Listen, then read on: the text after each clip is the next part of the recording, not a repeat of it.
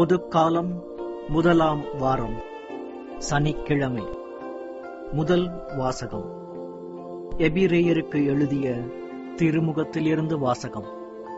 அதிகாரம் 4, திருவசனங்கள் 12 முதல் 16 வரை.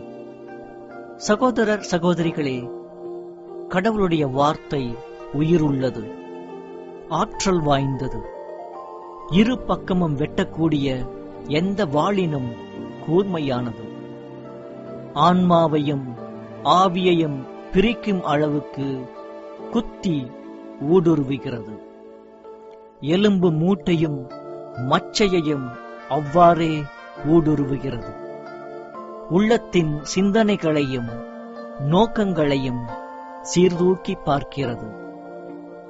படைப்பு எதுவும் கடவுளுடைய பார்வைக்கு மறைவாய் இல்லை. அவருடைய கண்களுக்கு முன் அனைத்தும் மறைவின்றி வெளிப்படையாயிருக்கின்றன. நாம் அவருக்கே கணக்கு கொடுக்க வேண்டும். எனவே வானங்களை கடந்து சென்ற இறை மகனாகிய இயேசுவை நாம் தனிப்பெரும் தலைமை குருவாக கொண்டுள்ளதால் நாம் அறிக்கையிடுவதை விடாது பற்றிக் கொள்வோமாக.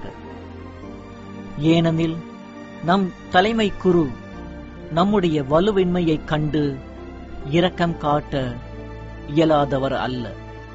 மாறாக எல்லா வகையிலும் நம்மைப் போல சோதிக்கப்பட்டவர், எனினும் பாவம் செய்யாதவர். எனவே நாம் இரக்கத்தை பெறவும் ஏற்ற வேளையில் உதவக்கூடிய அருளை கண்டடையவும் அருள் நிறைந்த இறை அரியணையை துணிவுடன் அணுகிச் செல்வோமாக. இது ஆண்டவர் வழங்கும் அருள்வாக்கு. இறைவா, உமக்கு நன்றி. புனித மார்க் எழுதிய தூய நற்செய்தியிலிருந்து வாசகம். அதிகாரம் 2, திருவசனம் 13 முதல் 17 வரை. இயேசு மீண்டும் கடலோரம் சென்றார். மக்கள் கூட்டத்தினர் எல்லோரும் அவரிடம் வரவே அவர் அவர்களுக்கு கற்பித்தார். பின்பு அங்கிருந்து அவர் சென்றபோது அல்பேயுவின் மகன் லேவி சுங்க சாவடியில் அமர்ந்திருப்பதை கண்டார். அவரிடம், என்னை பின்பற்றி வா என்றார். அவரும் எழுந்து இயேசுவை பின்பற்றி சென்றார்.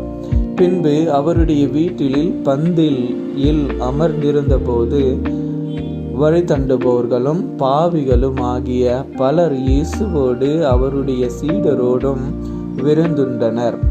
ஏனெனில் இவர்களுள் பலர் இயேசுவை பின்பற்றியவர்கள்.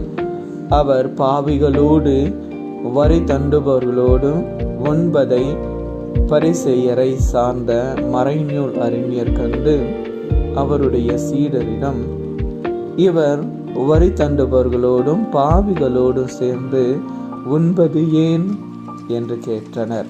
இயேசு இதை கேட்டவுடன் அவர்களை நோக்கி, நோயற்றவருக்கு அல்ல, நோயுற்றவருக்கே மருத்துவர் தேவை.